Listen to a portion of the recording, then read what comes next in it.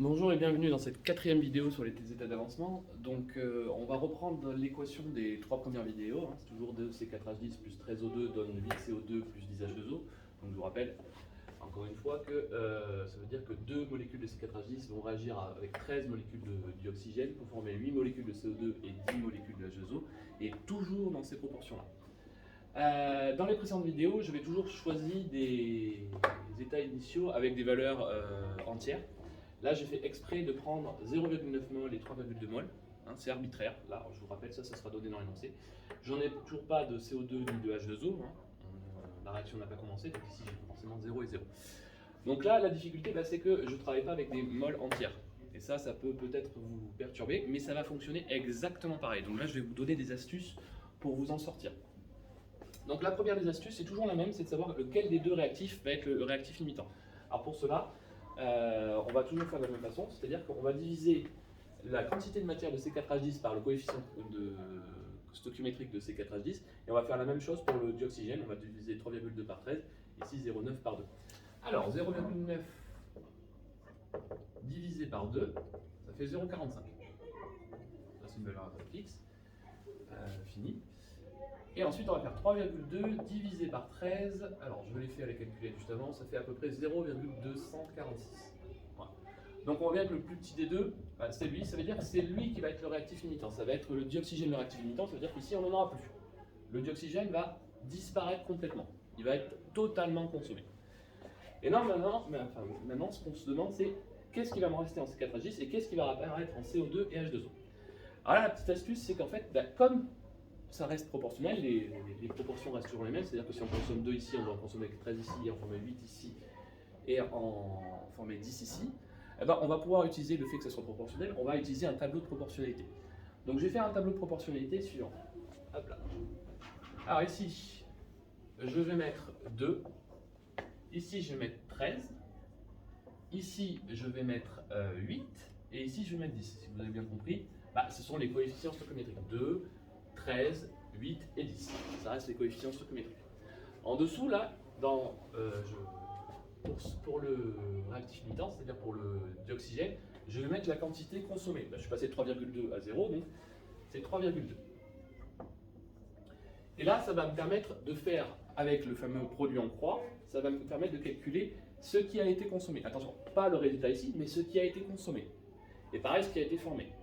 Donc j'ai plus qu'à faire les produits en croix, donc je vais faire 2 fois 3,2 divisé par 13, donc je l'ai fait juste avant, ça fait 0,49. Si vous faites ce produit en croix, voilà, 2 fois 3,2 divisé par 13, ça fait 0,49. C'est ce qui a été consommé. C'est-à-dire que à 0,9, on va enlever 0,49. 0,9 moins 0,49, il se trouve que ça fait 0,41. Il reste 0,41. Ensuite, je fais 3,2 fois 8 divisé par 13, alors je l'ai fait aussi juste avant, et ça fait 1,97. Alors attention, ça arrondit, ça devient 1,97. Il s'est formé 1,97 mol. Alors attention, il faut en rajouter au mol de départ. Bon, les mols de départ, c'était 0, donc à la limite, c'est pas trop gênant. Il suffit de faire 0 plus 1,97, et voilà, on obtient 1,97. Et on fait exactement la même chose pour le H2O. On fait 3,2 fois 10 divisé par 13, et ça fait 2,46. Donc ça, c'est ce qui s'est formé. Il ne faut pas oublier la quantité de matière du début, 0. 0 plus 2,46, ça fait 2,46.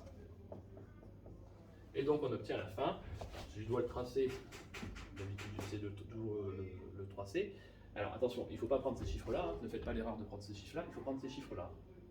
Si je le trace, il me reste ici 0,41, ici il me reste 0, ici je dois avoir à peu près 1,97, et ici 2,46. Donc avec cette technique, d'accord, vous pouvez trouver toutes les valeurs, même si ici ce ne sont pas des nombres entiers et s'ils ne sont pas proportionnels au coefficient stoichiométrique. Donc je répète juste la méthode. Vous déterminez quel est votre réactif limitant. D'ailleurs, je vais l'entourer ici, réactif limitant.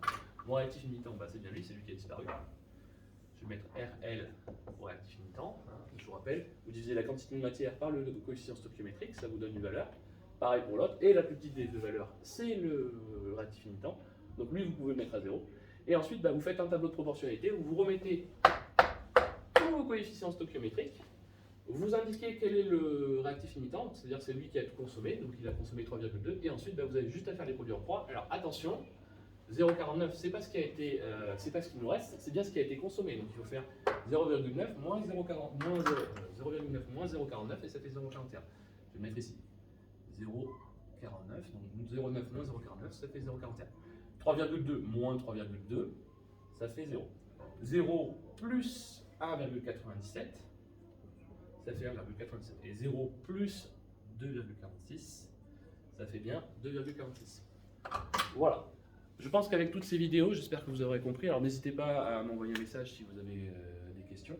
Je pense qu'avec ça, normalement, vous devriez être paré pour les états d'avancement et pour les éventuels exercices que vous aurez à faire.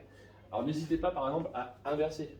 Vous faites un exercice en inversant, vous calculez, et éventuellement, vous m'envoyez votre solution et je vous dirai si c'est juste ou pas. Voilà, merci beaucoup.